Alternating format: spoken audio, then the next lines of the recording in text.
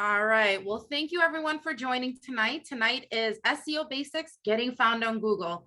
My name is Nalini Goolsarran, and I'll be your presenter this evening. I am the founder of Edge Space Marketing, and ironically, tomorrow is our 5-year anniversary. We've been doing this for quite a while. My background's in IT, and I come from a customer experience standpoint. So a lot of what we do is we take the technical and make it user-friendly, whether it's marketing or teaching these classes. So today we're going to go through all the bits and pieces of search engine optimization, the ranking factors, and just how it all works. Because the biggest part about SEO that can be confusing and overwhelming for a lot of folks is, how does it all work? How do I know what to do? What I will tell you today is that this class can get quite technical, this particular one. What I always recommend is that if you can take 2 things away, find 2 things that make sense to you, that you think you can implement, that you can move forward with, because a lot of it may be overly technical. And even someone that's very technical like myself, it did take a while for me to learn all the bits and pieces. So don't get stressed out, don't get overwhelmed, just find 2 things that work for you, because those 2 things can make a difference for your SEO. We're going to talk about what SEO is. We are going to get into keywords and how that all works and how it plays in. And then we're going to get into all the different ranking factors. And then I'll take your questions before we wrap up right at 8 o'clock. So let's start with, what is SEO? How do you get to page 1 on Google? But before we do there, let's talk about SEO by the numbers. Did you know that Google was visited 86 billion times in the past month, and it processes roughly 100,000 searches per second? I actually looked that number up just to make sure it's current, and that is as of today. The number fluctuates between 80 and 80% of online experiences begin with a search engine. Think about your own behavior. I don't know about you, but the first thing I do is I go to Google, Apple, or a Windows device. SEO drives 1,000% more traffic than organic social media. So there is this confusion that if you do everything in your presence on social media, it might be. If you're an influencer, you absolutely could be. All right, so let's try this again. And apologies for the technical glitches. Thank you for bearing with us. So we were talking about SEO driving 1,000% more traffic than organic social media. And I'm hoping I'm not freezing anymore. So what that means is that oftentimes influencers and folks with big social media followings drive a ton of traffic to their websites, and that works. Now, if you are an influencer and you have that much traffic on your social media, that could be good enough. But most small businesses don't have that luxury. So as a result, they're going to want to drive the traffic via Google. Less than 1% of searchers click the results on the second page. More often, they actually change their search criteria when they don't find what they're looking for on page 1. I definitely do this. And lately, I found myself deliberately not doing this, simply to see what's on page 2. And think about yourself, ask around. I'm sure you yourself are doing this, or maybe you're in the less than 1% where you're clicking into page 2, but it doesn't happen very often. 53% of all web traffic comes from organic search. That means that more than half of your web traffic, meaning someone didn't directly type in your website name, they didn't get you from your newsletter or social media. What they did was they typed in some criteria and they found you. So this is why it's so important. 69% of search queries contain 4 or more words. Before, when we did SEO, or when people thought of the keywords that they needed, they often only used 1 or 2 keywords that weren't written in even plain English. They might just say plumbing near me. Whereas now people will search for plumbers in Stamford, Connecticut, or plumbers who fix garbage disposals in Stamford, Connecticut, right? Longer term searches, those are called long tail keywords. And Google is leaning towards what's called natural language processing. It is trying to now make the search criteria match how we actually talk, whereas before it was in bits and pieces and a little bit gibberishy. Where to buy and near me has grown over 200% from 2017 to 2019. I did try to find an updated statistic on this to see how it's grown since the start of the pandemic and the influence on that. I wasn't able to find this exact number, but based on the companies that do the statistics on this 200% growth. But that's huge. If you think about how exponential that is, I do it when you're talking to Siri, when you're talking to Google, Alexa, you're saying, find such and such near me. And then lastly, 92% of global traffic comes from Google Search, Google Images, or Google Maps. If you are a business and you don't have a Google My Business listing, you're going to want that. In the past, only businesses with a storefront had Google Maps and a Google My Business listing. Now, virtual businesses can have a Google My Business listing. So you should take advantage of that where possible. So how does SEO work? The goal is to increase the quantity and quality of the traffic to your website through organic search engine results. Now that's very important. I want to repeat that. Quantity, meaning the number of people coming to your websites, and quality, meaning these are folks that are your intended audience. Traffic, it's not bots, it's none of those things. It's actually the people who you want visiting you. The way it works is that after you build your website, whether you submit your sitemap or not, which we'll talk about briefly, Google will index you. They have a crawler that's gathering information about all the content they can find on the internet, and it's storing it in the ginormous Google data warehouse. Then when you want something, you go to Google, you type in your search criteria, Google takes that, and it takes all of the information that what you're looking for, and then it goes to the giant data warehouse and it connects the two. It says this person is looking for plumbers in Connecticut. So here's a list of websites that list plumbers in Connecticut, and then it ranks it based on the SEO ranking factors, and that's how you get your search results. But there's a lot of factors that go into your SEO your SEO algorithm. So let's talk about those. First thing you want to do is make sure you identify your keywords with Google Trends. Now, I won't be able to get into those details today simply because the ranking factors will take the whole hour. However, next week's class, we will talk about the Google tools, including the Google Trends, and then also Google Analytics and Google Search Console. But before that, you want to configure your on-site and off-site SEO, which are the ranking factors we'll cover today. You want to configure your Google Analytics, and you want to submit your sitemap to Google Search Console. I'm just going to pause right there because that's very important, and it's often a step that is missed by your web builders. Not aware of this, your sitemap is basically a list of everything on your website, the pages, the images, the words, and it's basically fed to Google. If you don't submit your sitemap to Google, you're basically waiting at the back of the line. You saw it, there's 100,000 searches a day, so you might not get indexed for I don't know how many days or weeks or years or months. It just depends on the volume at that time. By submitting your sitemap to Google, you're telling Google, hey, I'm here, I exist, you should index me. So that's why that step is very important and sometimes often overlooked. And then lastly, set up your Google My Business page, whether you're a virtual business or an in-person business. So let's talk about the user search intent. When we think of keywords, often we're thinking of the keywords that specifically relate to our business. So in my case, digital marketing, SEO, web development, social media management.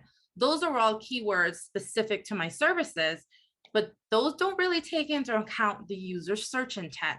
So let's talk a little bit about the specific search intent and how they work. So there's 4 kinds. The first kind is called informational intent. This is where someone is searching for information on a topic. So in this example, they might go to Google and type in gardening best practices, plants that stop mosquitoes, plans to prevent mosquitoes, things like that. If you are in a gardening business, those are some topics to think about to give information. A navigational intent is when someone is searching for a specific website or business. So in this case, the example is the name of the business is Stanford Gardening Center. Or if I were to use my business, Edge Space Marketing. Sometimes we don't go to the browser bar and type in www.edgespacemarketing.com. We might actually just go to Google and just type in Edge Space Marketing, and then hopefully I'm the first result, and that's what you click. And that's what you want to happen with your business. 90% of the time, you're actually typing it in search, and then search will give them the results that closest match it. Transactional intent is when someone is searching for a brand or product. So if you're selling something, this means that that's the something someone needs to find when they're searching. In this example, someone's looking to buy lavender plants, buy citronella plants. It's hot outside and mosquitoes are biting, so that's at the top of my mind. And then lastly, you want commercial investigation intent. This means where someone is investigating products, brands, or services near me. So that's where they're looking for reviews. They're looking to see what maybe your Better Business rating is. They want to know whether your product, your service, your business is someone they should do business with. So here are some tips. By using keywords with intent-specific keywords, you can increase the chances of being seen by people with a matching search intent. So that sounds a little complicated. What does that mean? So let's go back to the plumbing business. If you are a plumbing business and someone is searching for plumbers who fix garbage disposals, you want to show up for that search criteria if you are indeed a plumber who fixes garbage disposals versus just a generic plumber, or maybe you specialize in bathrooms or kitchens and such, right? That's where you want to make sure you're showing up for those intent specific words. And keyword modifiers, in this case, the modifier would be garbage disposal, not just plumber in Stanford. Ensure that the content you're writing fits both the terms people are searching for as well as the search intent of your audience. So this one is where it gets a bit tricky, right? You're trying to make sure that you're writing your content that fits the terms they're searching for and the search intent. So going back to the plumber example, if someone is looking for tips to DIY the plumbing, you could give them a tip. You can write a blog that covers how they can do that, and whether it's fixing the garbage disposal or changing a garbage disposal. Those are things that are what I like to call related topics. You want to make sure your page or post is informational when people are looking for information. This is very important because very often I have visited websites where I'm looking for some specific information. The metadata on Google says this is what I'm going to find. I get to the web page and it doesn't have that. Doing a really, really good job of weeding stuff like that out. So you want to make sure that you're actually matching up your content. Often people will write one thing on the web page and then their meta description is in a summary of something else, trying to drive the traffic. And Google catches that mismatch because it knows that it's frustrating the end user. So they want to make sure that they're not doing that. You want to be the first result when someone searches for your company name. Now, you might have a very competitive company name, but even without the competition, you still want to make sure that as best as you can, you show up for that company name. So that means that if your business name is Stanford Gardening Center, you want to show up at the very top for Stanford Gardening Center. If there's 2 or 3, this is where your ranking factors come in, your Google My Business comes in, all of these things as Google weighs who should come first. You want to provide content that helps people make informed decisions when they're investigating their options. This comes down to the transactional intent and the commercial investigation intent. People are looking for information, whether it's reviews, whether it's details about your products, more details about your services. Make sure what they're looking for is what you're giving them. And then lastly, lead people to your sales pages if they're looking to buy one of your products or register for your event. This is really important because this is becoming a challenging issue for a lot of businesses where they want to capture emails. What they do is that you go to Google, you said SEO basics get found in Google. I want to register for that class. You click the button to see the class details, and instead you're taken to a page where you have to register or you have to sign in. This is a very frustrating experience for an end user because they're not even sure if they want to come to the class. They don't know if they want to buy this product and they have to register. The statistics on this are very high where folks are leaving or going to other websites or going to your competition or going to Amazon, whatever it is. So if you have details to share the details before you make them register. You still want to make them register if it's something that's either paid or not paid and you need to capture that information. Just make sure it comes after you've shared the information on the product, class, or event. So let's get into the ranking factors, the meat and potatoes essentially of what we're going to talk about, right? For how your on-page and off-page SEO works. This is what I like to call the search engine optimization table of periodic elements. So don't freak out looking at it. We are going to go through each one of these verticals in the next 40 minutes or so, and I will explain each one of these items, what they mean and how they work. So there are different types of ranking factors. There's domain level, page level, site level, user intention. This is where the keyword comes in. And then there's penalization. These all work in combination, but the most important thing is that it's a weighted score, if you want to think of it that way. You get so many points in their algorithm for having good SEO from a content, HTML, architecture, all the good stuff. But if you have any violations or blocking, it's a significant decrease. So for lack of a better example, if you get 1 point for each of the good stuff, you might lose 5 points for each of the bad stuff. So you want to be very careful of not doing that. So let's talk about content. The first thing you want to make sure is that the quality of the content on your page is up to par. What does that mean?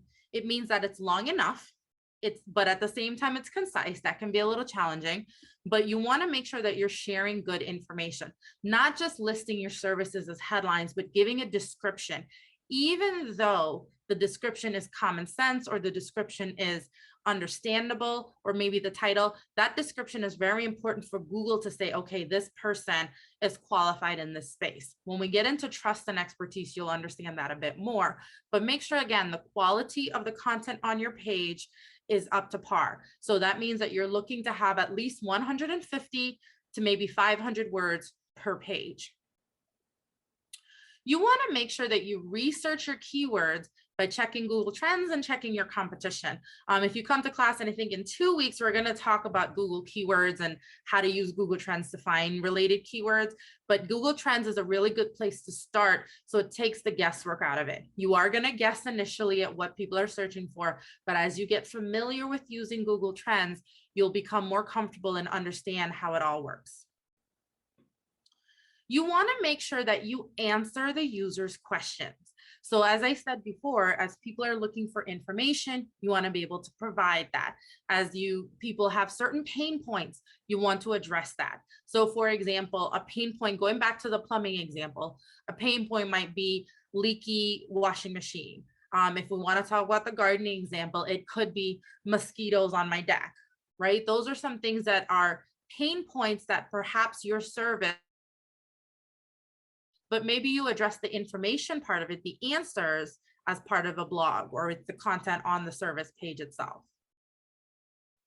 Your keywords, as we come back to, we talked about researching them, but make sure that your content is bringing in those keywords. It's not just about putting keywords in certain places, but having it as part of the content. So an example would be if you're thinking about digital marketing, I can write digital marketing at the top of my page, but if I never say digital marketing again in any paragraph in any place, Google may question my expertise and may not necessarily rank my website as high as it could for certain criteria, because my competition has used that keyword all over their website where it makes sense. You want to make sure your website is fresh. What that means is that one of the factors is that Google, every time you update it. Now, whether that's a big change or a minor change, this is where the sitemap comes in, so Google knows what to reindex. And this is why people often write blogs or articles. If you are a business with static services, meaning it's not going to change, there's no reason for it to change. So why would you write a blog? So the blog is an opportunity for you to refresh your content. And I apologize, someone just said in the chat that it's freezing again. Is everyone else having the same experience?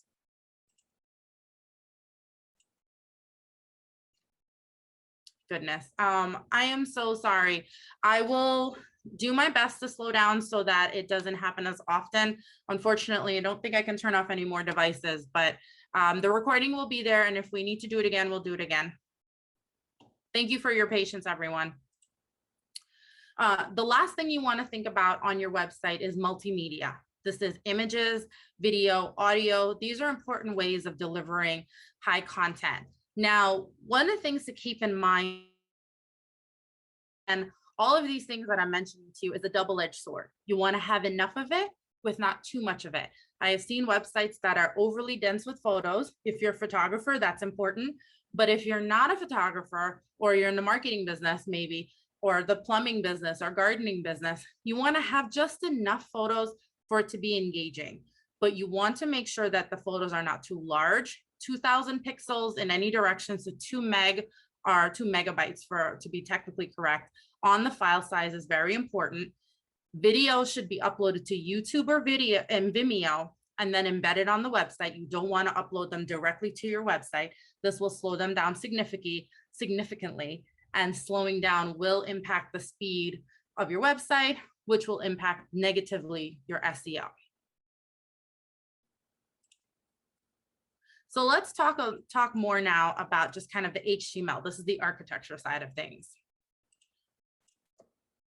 So your HTML tag, this is the very top of your page, depending on what platform your website's on. It's when you go to, if you think about when we used to write papers in high school and college, every paper had a title, then it had a subtitle, subtext, things like that. So your HTML title tag is the top of your page, that's H1.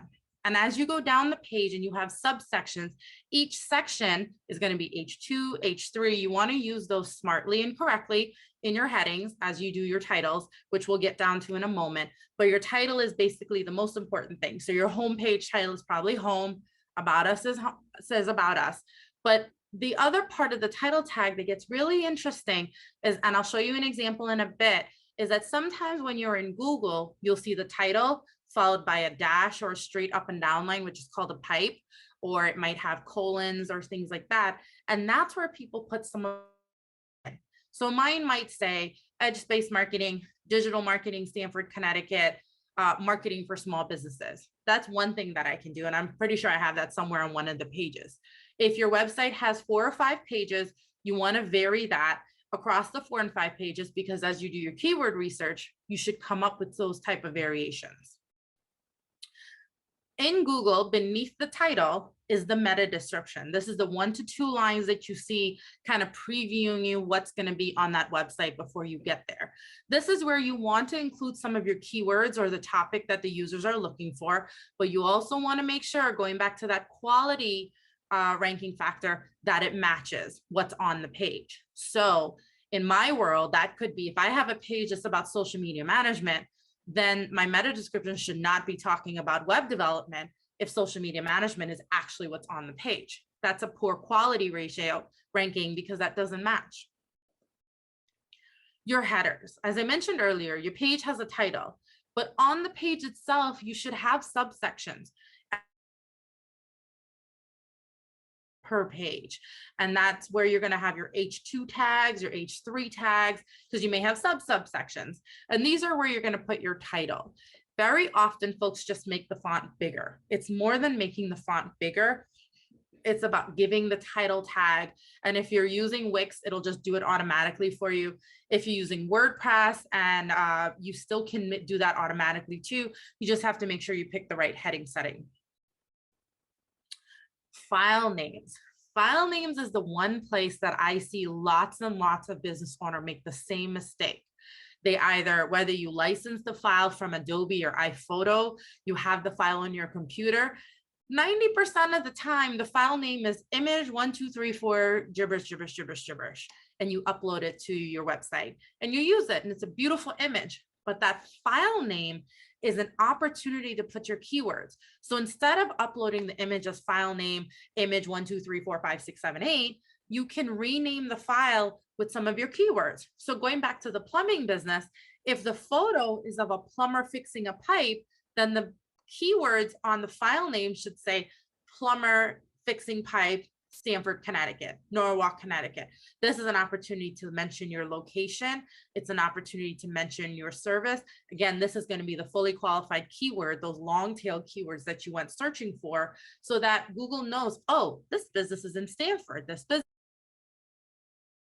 fixes pipes, right? So if someone's searching for fix my pipes in Stamford, perhaps you show up because that's the keyword. Alt text. Every image has a field that's called alt text, short for alternative text. The original use for this field, and it's still the use today, is for ADA compliance, where you're providing a description of what the image is. So the file name is one place to put your keyword, but the alt text is another place. However, to make sure that you are in ADA compliant. So what this means is that folks with visual impairments may feed their website through a visual reader, and the reader will then read this image as, for example, this page, if this was an image, might say image of HTML items with text on left and right and image in the middle, right? That's one way that it can be described. So in your case, you want to make sure that you are describing the images as they actually are, then put a comma and put in a few of your keywords. Again, if you're uploading 2 or 3 pictures per page on your website, if your website has 5 pages, you should have anywhere from 10 to 15 images to do this with. So getting more into the architecture, let's talk a little bit more about how your site works. This is your site's crawlability, meaning if you submit your sitemap to Google Search Console, it makes it easier for Google to crawl your site. Site will get re-indexed, as opposed to waiting for Google to discover you, as opposed to getting to the back of the line and waiting forever. This is kind of moving you to the front of the line and saying, hey, Google, I just updated my website, re-index me. Mobile responsive. I'm amazed that in today's day and age, we still have a lot of websites that are not mobilely responsive. They may have built some time ago, and that's when mobile phones were not a big deal, or they're just built now and folks aren't paying attention to the mobile display. They get very caught up in how it looks on the computer, and they're not quite sure how it looks on mobile, or they don't necessarily care. But think back of some of those early statistics. More than 50% of your web traffic is coming from mobile devices, and arguably even more now. Are your URLs descriptive? / and then each page has its own unique URL. About us, contact us, services. This is where you're going to want to make sure that that is descriptive. You want to make sure it's specific. So about us should be about us. Contact us should be contact us. Same goes with services and programs.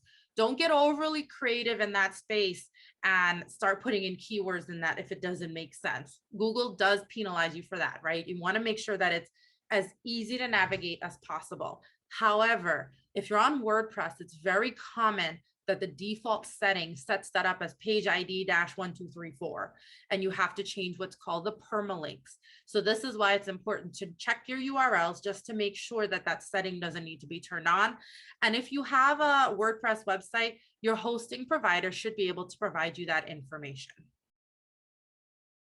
Your site speed. I mentioned earlier how if you upload very large photos or video to your website, it can slow it down. Faster websites perform better in Google than slower websites. And the reason for that is people have a very short attention span. The statistic is you have 8 seconds from the time they click a button, the website loads, the page content loads, and they read something for them to make a decision. Imagine that. Somebody's deciding whether or not to use your services, buy your product in 8 seconds. It's not a lot of time, but if you were to actually count it out for yourself when you're doing things, it's actually a lot more time than we think. I think sometimes the statistic now is somewhere between 3 and 5 seconds. So that's why your site has to load as fast as possible. Duplicate content. So sometimes people cheat. And what they do is they duplicate the content across different sections of the website. So often I've seen where it's kind of, it's a shortcut. It might not necessarily be laziness, but a shortcut because you just want to get the website live and you don't necessarily want to change the meta description, or it's just easy to repeat the same paragraph exactly as is from the home page on the services page. But you want to be careful about that and just make sure they're different. You can say the same thing differently. And again, it gives you an opportunity to use more keywords. HTTPS. We've often been told that you only need the S, that security layer. So it's called your SSL certificate, secure socket layer, to make sure that your connection is encrypted when you're making an e-commerce purchase. For those of you who've been around more than 10 years on the internet, you may recall we used to get lots of notifications around. Make sure that you see the lock icon in the upper left corner. Make sure that it says HTTPS before you make a purchase. Now, Google has changed things, and because of all the hackers and scammers out there, they are requiring that every website has it to minimize the chances of people hacking that website or spoofing the connection. So what happens is that if you have a website that doesn't have the secure sock locket layer, your SSL certificate, Google will eventually throw up a warning that says, danger, this site might be unsafe. And it sounds very, very alarming. Most end users do not know how to get past that warning screen, and then they don't bother going to your business, they go find another business. So you want to make sure that if you do have a website, that you do have that HTTPS, your website structure. Remember I mentioned earlier about don't get overly creative with your URLs descriptions? The same goes for the navigation on your website. So for example, it is very common for all websites to say home, about us, services / programs, products, events, FAQs, blog, resources, contact us. Those are the most common pages that you'll find across every website.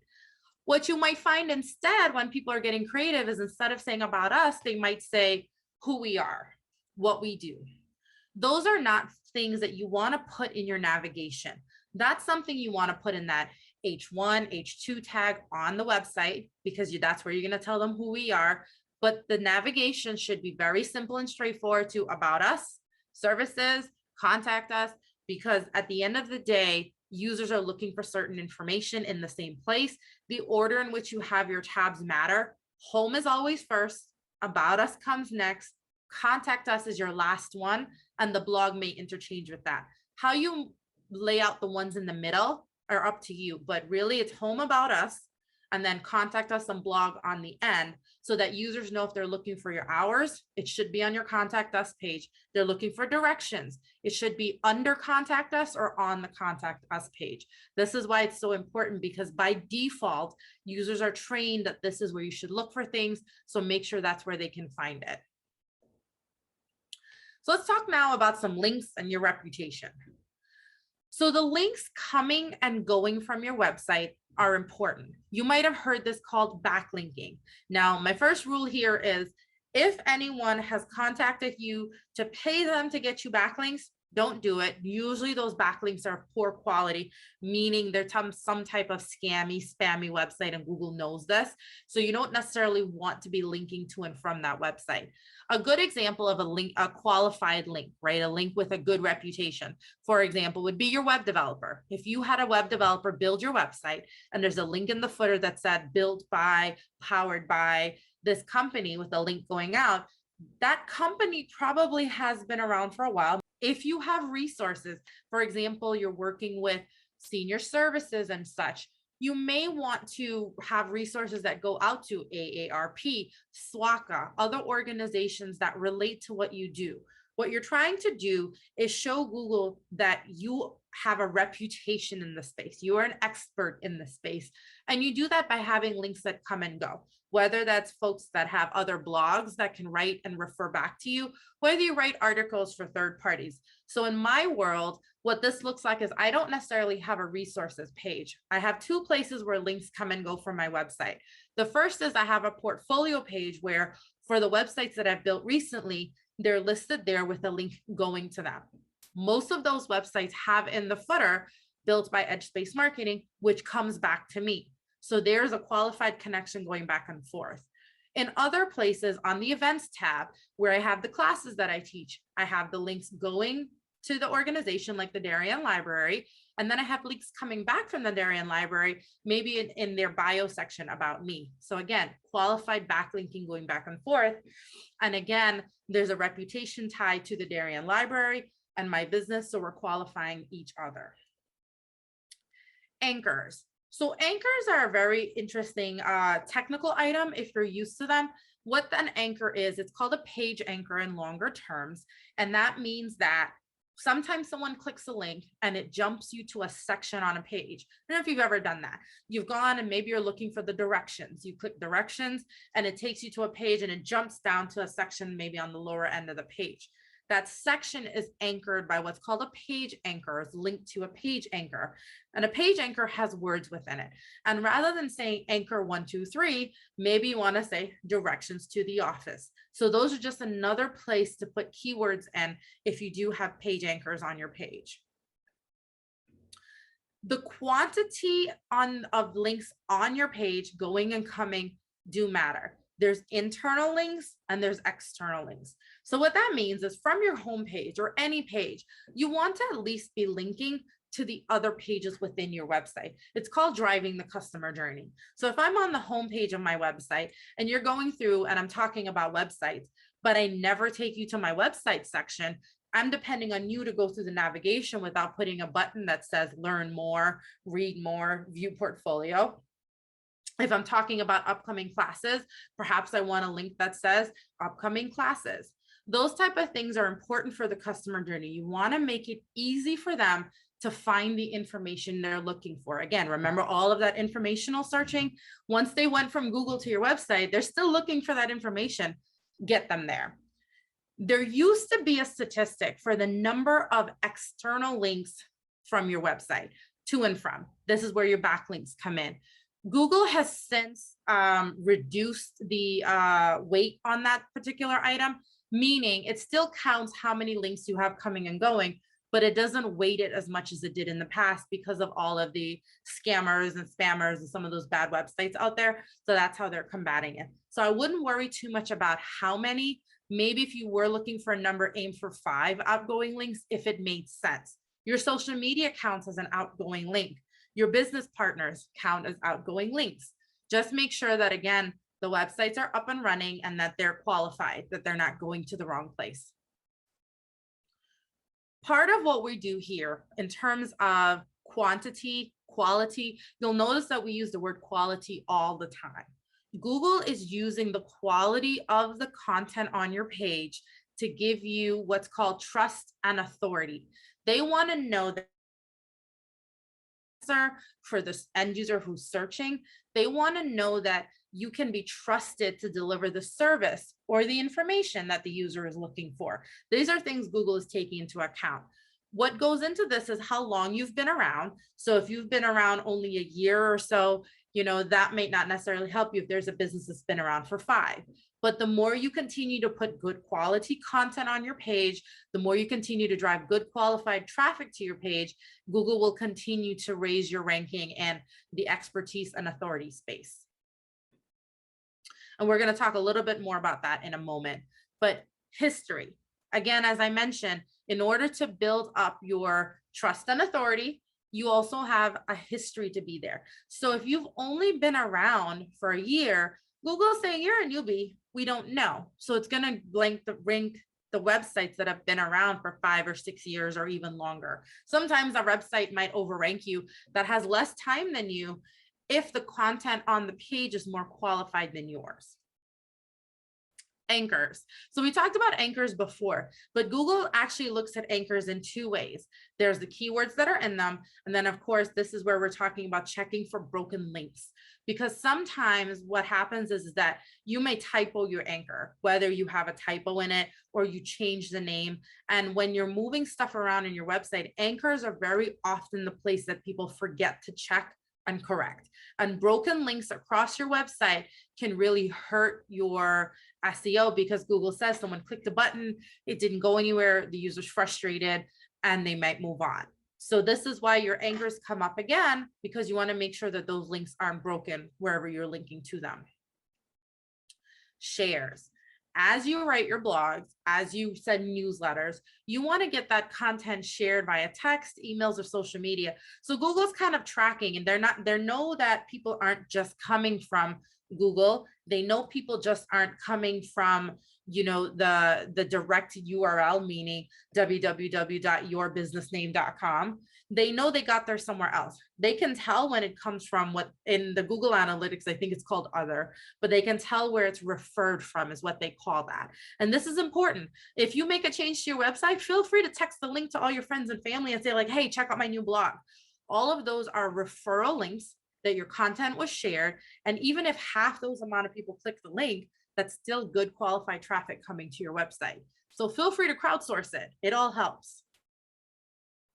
User experience. A lot of what I've talked about today, you may have noticed, comes around navigation. How does the customer use your website? How do they find what they're looking for? If it's very difficult and challenging, Google will penalize you because they know the users are penalizing you based on your bounce rate. Your bounce rate is when somebody leaves, come to your website and they leave pretty quickly. And we don't want that to happen. We want to know that someone stays, poked around, got what they're looking for. So that's why it's always important that your navigation makes sense, the layout makes sense, and if you do have call to actions, that they're driving internally to the right pages. The user's intent. So this, what we're talking about here, is all about the user, right? So it's not about what you wrote on your web page as much as Google is checking to see somebody did a search, they came to your website, and then maybe 5 seconds later, they left and went and they clicked on the next list of the search ranking, excuse me, of the search results. Google will then say, okay, well, maybe, and if they stayed on that second page longer, maybe that second website has better information than the first website. Google's taking into account how the user is using your website. It's as much as what you put on there and how they use it. So keep that in mind as you figure out how you want to lay out things. Are they actually sticking around? And when we talk about Google Analytics next week, we can talk about a little bit more about what that actually means. But before I jump to locality, one thing more about intent is that Google even knows what sites people are regularly visiting. Is your site among them? Is your competitor among them? So if you're an informational site, keep that in mind. We talked about locality quite a bit, but this is where the near me searches come in. So what Google is saying is this person is physically relocated here. So I'm in Stamford, Connecticut.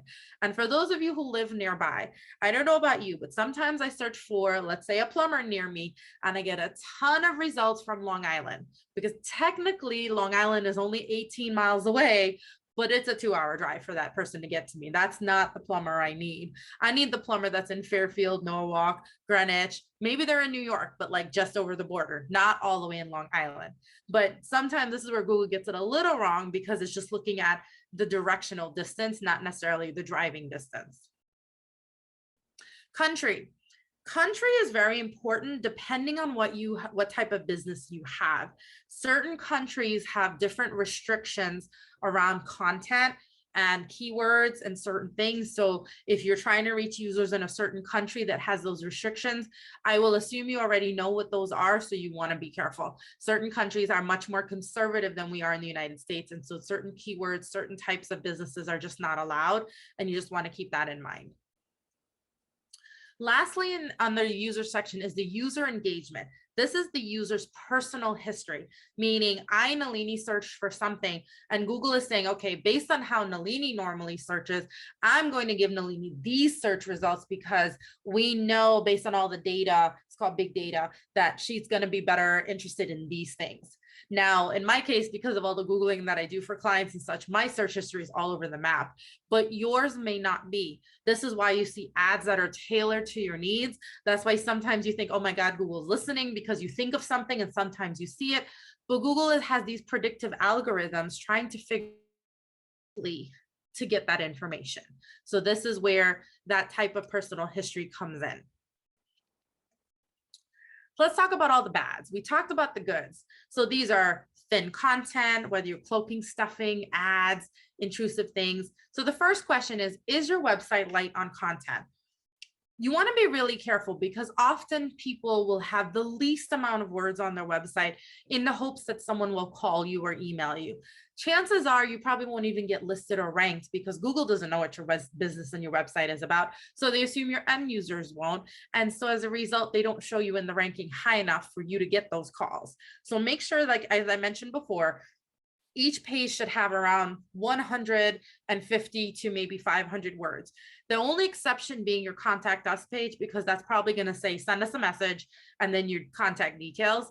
That's the only page that I would say that's probably only like 25 words. The rest of the pages are going to have much more content.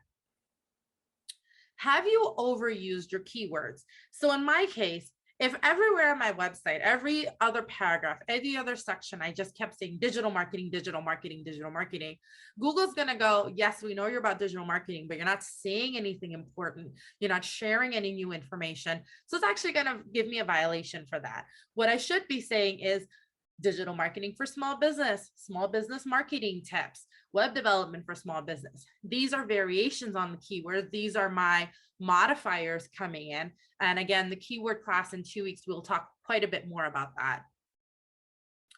Did you pay for backlinks or link farming? Google knows where those bad websites are. So you want to be really careful in that space. If you've already paid for backlinks or link farming, I do recommend you stop. It's already done. So all you can do is try to clean that up. Just be very careful and don't do it again. Are you hiding content or pages from users to stuff more keywords? I've had people ask me this. Can I create a page that has all the keywords and hide it? No, you can't. Because you remember your sitemap? Google will know you have a bunch of pages that aren't linked anywhere in your navigation. They aren't linked in a sub navigation. They're just hidden over there to do what with, right? Now, in my case, I have a page for my intake form. That's hidden on purpose because only certain clients get access to that. And I'll take the hit in that space because there's no keywords on that page. It's just a form. If I had a page full of content that I was hiding, then Google would give me a penalization for that. So just be really careful. You're not hiding content and stuffing keywords. This was a very common thing back in the day where people, you see this white space that's next to the word blocking, people would put text there in white font against the white background so no one sees it, but Google's indexing it to get more keywords in. Google now knows better. Google takes your website and spits it out into code for its own interpretation so it could see if you're doing things like that. So don't, because you will definitely get penalized for it. Is your page top heavy with ads? This is actually becoming a growing issue, and I should probably change this, but for right now, the ranking factor is around ads at the top of the page. Newspapers are notorious for this. Microbloggers are notorious for this, where they're paying for ad services or they've sold a space for the ads and they're at the very top of the website. What they're doing now, and you probably see this in news articles, and it's super annoying. You read one paragraph, then there's an ad, then there's another paragraph, then there's an ad. My suspicion is, and the SEO world suspicion is that will also become a violation in the coming years or so. Once Google figures out how to track that, there might be a ratio of how many ads to content. Because I was reading a news article today and I swear every single paragraph, there was another ad and I accidentally clicked 3 of them and all I wanted to do was read the news article. And that was a terrible customer experience. And I never finished reading the article. I left the website. I found a different website with the same content that I could read a little cleaner. So keep that in mind. If you are a microblogger or you're planning on including ads on your website, keep it to a minimum. And the last thing you want to be really, really careful of is pop-ups. It's a very common practice to have a pop-up with your buy now, get an exclusive deal, give us your email, join our mailing list. If you're in the product world where you're selling something, meaning you have products for sale on your website, your e-commerce, then I understand the pop-up, and Google understands the pop-up that says, sign up now, put your email here for a 10% code, right? But anything that's just a join our mailing list because you want to capture email, that's a really bad user experience, particularly on the mobile device, because it covers up the whole website. It's difficult to close. And it's just the users end up leaving the website altogether accidentally instead of closing the pop-up, or maybe they deliberately left. And so that's why that's considered a violation, is because of that pop-up is intrusive and it just impacts the user experience. Kind of threw at you all these factors, but let me break down some really simple things you can do today. So the first thing you want to do is rename your image files before uploading them to your website. This is a very common one. I mentioned it out loud, but sometimes seeing makes it a little easier, especially when you get this from your phone. It looks like that. What you could do is take the same picture and rename it. In my case, Digital Marketing Stamford, Connecticut.jpg. It doesn't need the underscores, spaces work, dashes work. I personally prefer the underscores because it's one singular file. That's from my old coding days, but that's just me. You don't have to have the underscores in there. You want to make sure that you change your URL structure. As I mentioned, if you're on WordPress, it's very common to see this page ID 123. Or sometimes when you're testing things, like maybe you're replacing your About Us page and it says About Us -temporary and you forgot to change it back. If you go live with it as About Us -temporary, that might confuse Google because it says temporary or it says new or just says words that don't matter to what your website should be. where instead it could say things like services, or if the blog could be named best practices for SEO, right? So you just want to make sure that those URLs are descriptive. And then, as I mentioned before, the title tag. Here are two examples of two different pages on my website. One of them is the home page, and the other one is the About Us page. And it says EdgeSpace Marketing, Digital Marketing, Stamford, Connecticut. The other one says EdgeSpace Marketing, Website Builder, United States. Now, here's two things I did wrong, and I did this on purpose so you could see it. Notice I told you the second one is about the About Us page. If you service a specific service area, the different pages might be a place to mention Fairfield, Connecticut, Westport, Connecticut, Darien, Connecticut, and such. And then make sure that your keyword combinations is what you're using in the alt tags of the various images.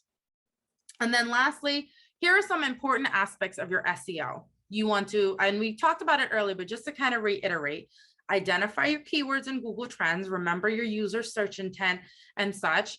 You want to configure on-site and off-site SEO. You want to configure your Google Analytics so that you can get a picture and a feel for how people are using your website.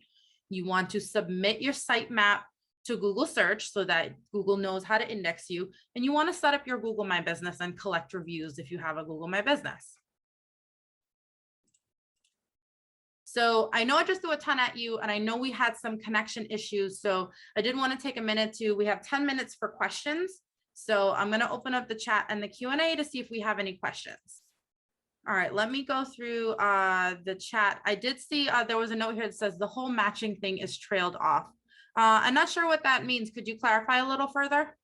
So going back to the location and the keywords in the title tag, this is where you want to make sure that you include your business name, your location, if you have a specific service location or physical location, and some of your keywords. So in my case, my keywords include digital marketing and website builder. And I'm not sure if you heard this part, but the two examples here, the first one is my homepage. That is exactly how I want it. The second one is supposed to be my about page. And while I mentioned that I'm a website builder, I don't actually say about. And this is where navigation can get confusing for the user and for Google. So to do this differently, I would actually say about, pipe, EdgeSpace Marketing, then website builder, then United States. And if I ran out of characters, I would probably just take out EdgeSpace Marketing because all the other pages on my website at some place says it. So I wouldn't worry about it too much. Hope that answers your question. So the question is, you might be addressing this in future sessions, but when using keywords and key phrases, do the words like and or matter? That's a very good question, Jacob, and I'll cover it now since we have some time. The answer is technically yes. Early on, I mentioned Google is now leaning into what's called natural language processing. So what that means is Google is trying to better match how we speak today. So it's a good thing. In your case, you may not necessarily have to use it unless it's maybe a blog title. Like for example, a blog title could be best practices for SEO. You could choose to drop before, but now Google's actually looking to see it in plain English. So go ahead and use your ands, your ors, your fors, those I've even forgotten the grammatical term for it, but the words that connect other parts of the sentences. Question is, will I be talking about Google Analytics 3 versus Google Analytics 4 in future classes? Yes, I'll touch on it next week when we talk about Google Analytics. The short answer for it right now is that the legacy Google Analytics is what we're calling it, or what's called Universal Analytics, is being sundowned in 2023 or 2024. So they want you to convert to the new Google Analytics, which is G4. And they're a little bit more tricky to set up. So some people are still staying on the Universal Analytics, but we do have time to switch over because it's still connecting analytics on both types. And next week, we'll talk about that in quite a bit of detail. All right, well, thank you all so much for joining me today. And thank you for your patience. One last question is, how long does it typically take to see better results? That's a very, very good question. It could be anywhere from days to weeks to months. I usually tell people give it about 3 months in total to see any type of significant increase. And it really depends on the competitiveness of the keywords you're looking for. You may find that some of the keywords you're trying to use are highly competitive. If you're in the e-commerce space and you're trying to compete with Amazon and Macy's and JCPenney, you're never going to beat them. They have more reputation and trust than your small business does, even if it's on a Shopify platform. But if it's keywords in the local business space, you're just going to want to keep working on it little by little. What I do recommend is don't do all of your SEO implementation the same day. What you want to do is do a little bit today, a little bit tomorrow, a little bit next week, and a little bit over time. And by doing that, every time you do something, again, your website gets re-indexed, which increases your chances of rising in the rankings. If you do it all at once, then that's only one re-index, and it's not enough to kind of move you up in the rankings. So I know that was quite a bit of a long answer, but the answer is really, it depends. So while we give a couple of folks who might be gathering their thoughts, just a reminder that we've got 2 more SEO classes coming up, one of which is next week. We're talking about the Google tools, which are going to be Google Analytics, which someone just mentioned, Google Search Console, your Google My Business, Google Trends, so we can talk about some of those keywords. And the one after that, we're going to talk even more about keywords and how to actually dig in and find them. So the answer, the question is, so no matter how small the changes on your website are, everything is updated on your website. Does it get re-indexed every time? That's a bit of a subjective question. Google kind of decides what it's going to re-index. Sometimes we've seen where Google has re-indexed the entire website, and other times we've seen where Google has only re-indexed the pages in question. So it's a bit of a tricky space.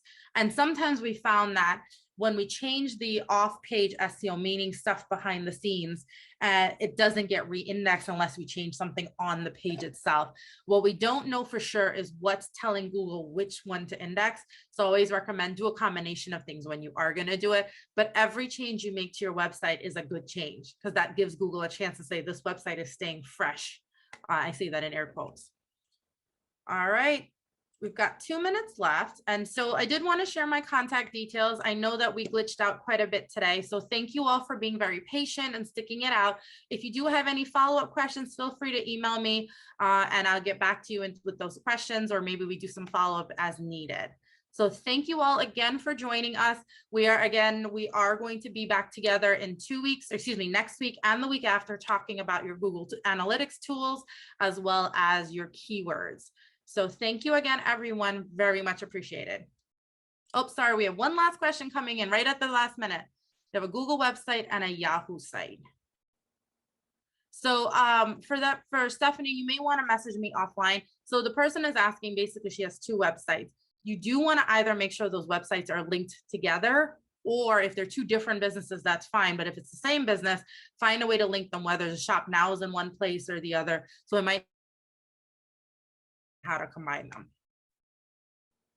Yeah, that's a very good. So those who are following along in the chat, the person is asking, can she link them? So the answer is yes, you do want to link your 2 websites, and we will figure out how to do this. So Stephanie, message me offline and let's figure out what the challenge is. But again, often a link is as simple as a button. It can be some words that are linked together. So I have clients that they have a main website and then they built an e-commerce website, and for various reasons haven't combined the 2, but they're linked to each other.